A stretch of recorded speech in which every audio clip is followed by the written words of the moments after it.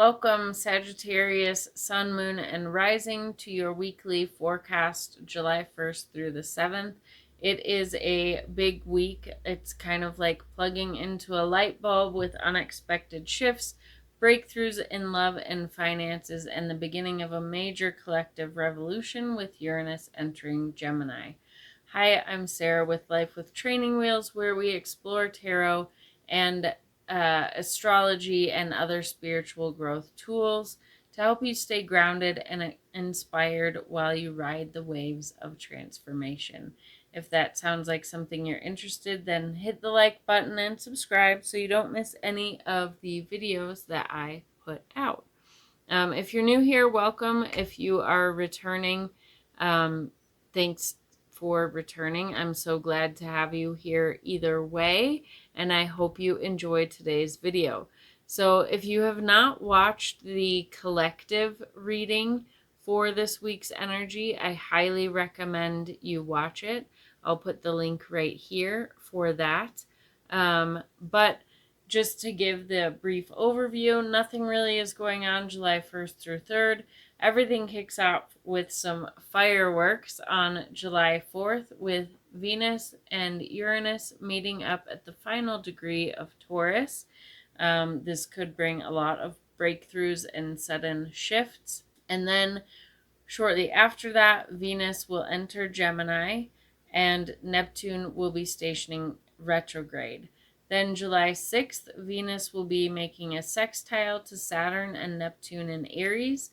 And then on July 7th, Venus will be trining Pluto in Aquarius and Uranus enters Gemini, where it will be until October and before retrograding back and then making its final stay in Gemini next spring for the next 7 to 8 years. All right, Sagittarius. So the major themes for you this week are going to be daily disruptions, new relationship patterns, and a work-life realignment. And that is because the Uranus-Taurus conjunction is happening in your 6th house. So you might have, and that's the house of daily routines, work, health habits, things like that. So you might have sudden shifts in your work, your schedule, or your health routines that may arise. So it's a good time to break free from any burnout patterns you have going on. With Venus, with this also being a house of work, potentially with Venus being there and Venus representing money, perhaps you could have like a job opportunity or something like that show up, or just something showing up that would shake up your daily habits, routines, or work. So then Venus will be entering your 7th house of partnerships right after that. And so this is fresh energy entering your relationships, and the Pluto trine later in the week to your 4th house kind of adds a magnetic transformational edge to your relationships. Pluto kind of enhances the magnetism of Venus. And then Uranus entering your 7th house will begin years of relational revolution. You will probably, Uranus is the planet of like liberation. It's wanting to step outside the box. It is wanting to do things differently. So you'll probably crave freedom and depth over the next 7 to 8 years in your relationships. And there may be some shakeups. It could be that you have a change of ideas of the types of relationships you want to have, the relationship structure that you want to have. You may find at the beginning of 7 years, you find one type of person to be your type. At the end of the 7 to 8 years, you may find that a completely different person is your type. Or this could be 7th house is not just our romantic relationships. There could be a lot of shakeups in business partnerships as well. I am going to try to be doing a longer Uranus through the signs video, going more into depth into what you might be able to expect over the next 78 years and how it may affect you personally. It'll be just a much more in-depth video. And then we have Neptune going retrograde in your fifth house, which will call for creative recalibration or clarity in love matters. Fifth house is also children, so there could be some clarity surrounding your children and things that maybe they're going through, or your relationship with your children, or clarity in, it's also the house of entrepreneurship, so clarity with something related to entrepreneurship, or romance, children, creativity, entrepreneurship. So with Neptune going retrograde, you're going to be turning inward and taking off any rose-colored glasses, really kind of having a reality check on what you've envisioned in this area, if it is real or not, and where you've been a little too idealistic with it. So that is what is going on for you this week. It's kind of a big week. That's a short description, but it is a big week nonetheless. And if you want to go deeper, you can book a reading with me. Now I'm going to pull a card for you from the Light Seers Tarot deck. If you are interested in purchasing this deck, the link will be in the description below.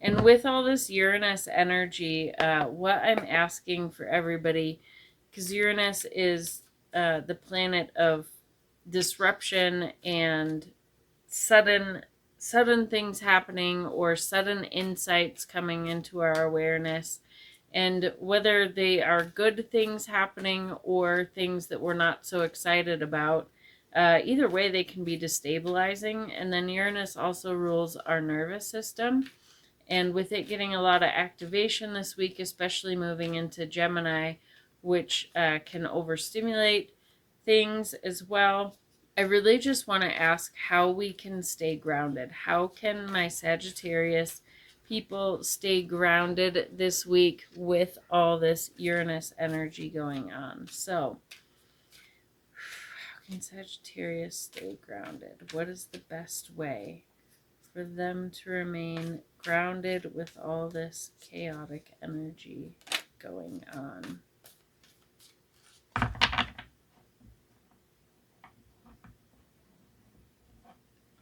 Okay.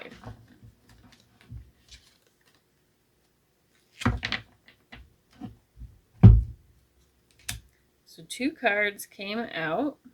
Okay, so the card that I picked that came out was Judgment. So this is telling me that where you can ground in your energy, especially with Venus, Venus and Uranus both activating your 7th house of partnerships, and bringing a lot of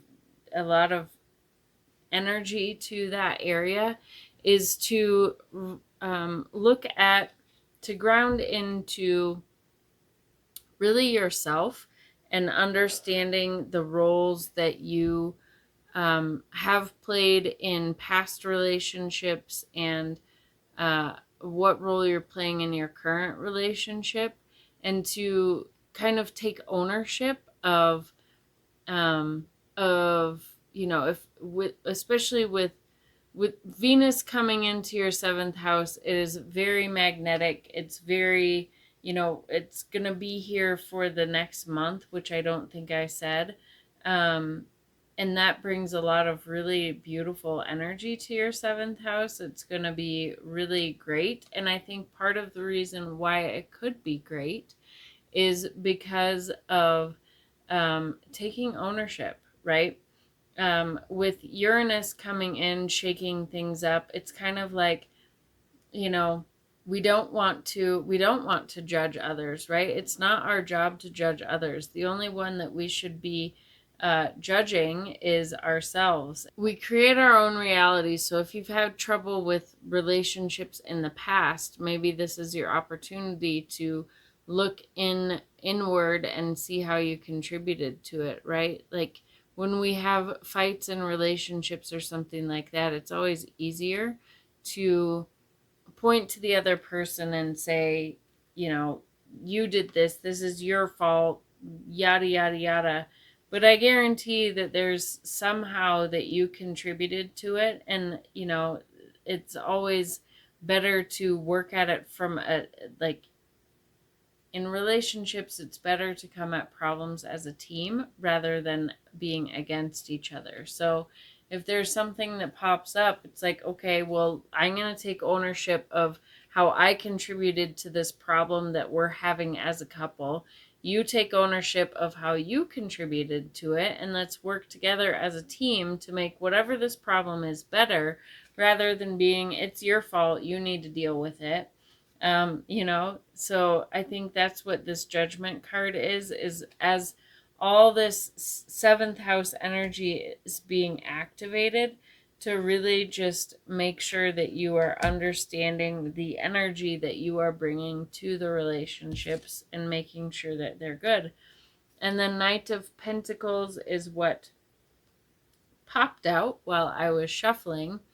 And Knights are all about going after things. Knights are cards of action, and Pentacles are like our possessions, our money, our finances, and tangible things, the tangible things of life. So the other way to ground in, and it's like the earth energy too. So the other way to ground into it, I feel like this is more talking to maybe the Venus Uranus conjunction in your sixth house of schedule, work, health routines.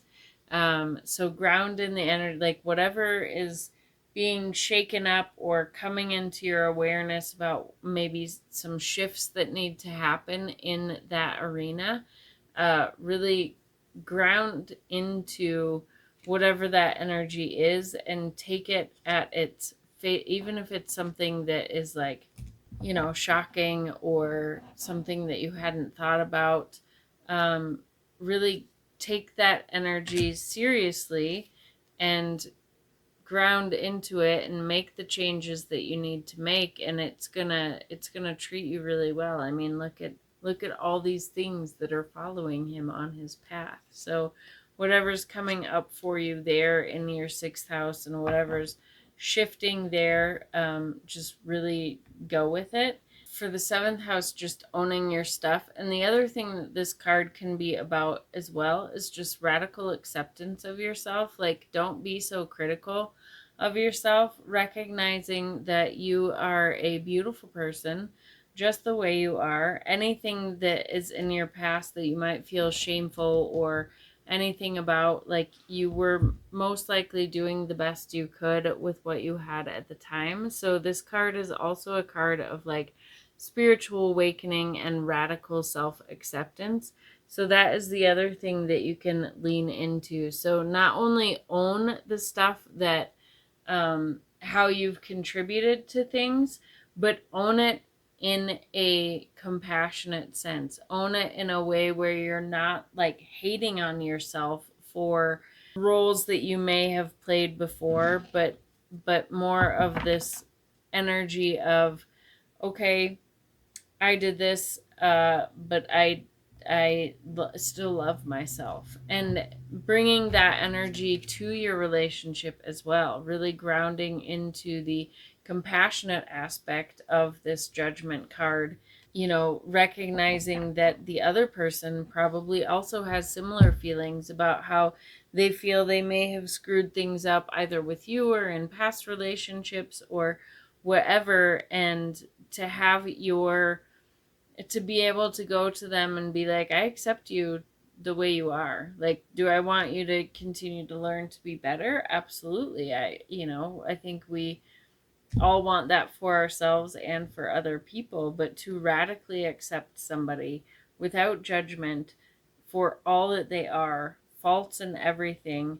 That is the energy that you should be bringing into all this chaotic energy that is going to be happening, an activation of your seventh house. So that is my final answer. Um, so this has been a big week with a lot of shifts and a lot of stuff going on.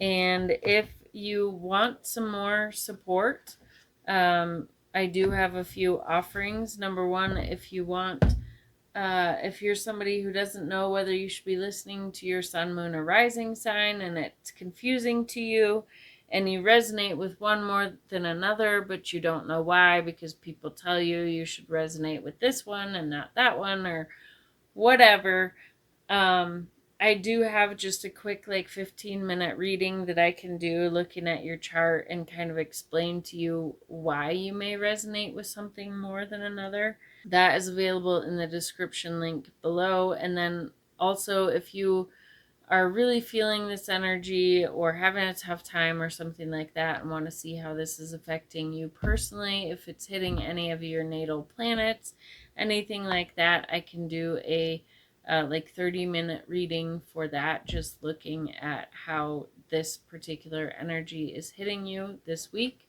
I also am really excited for my third month of Tarot for Growth challenge. So I will be posting a tarot question every day over in the community tab, Tarot for Growth challenge. So these questions are really getting us to look internally at ourselves. They're kind of, some of them are most of them are kind of like shadow work related, but just helping us use tarot to and questions to dive deeper into ourselves and understand. But I'm really excited about July in particular because the questions are very strategically and very beautifully aligned with the astrology. So if you work through the Tarot for Growth challenge, you will also be working with the energy of the astrology, and it'll really help you ground in and work consciously with the astrological energies that are going on. So check over on the community tab, and if you want to download the full calendar of daily prompts for all of July, there is a link to download that so you can work through it at your own pace as well. And then I also have I did a video for the summer solstice and start of Cancer season for the energetic blueprint of that moment in time, which is the energetic blueprint, the energetic underpinnings of the entire summer season. And so I created a lot of offers around that. One is a free PDF download of some journal prompts.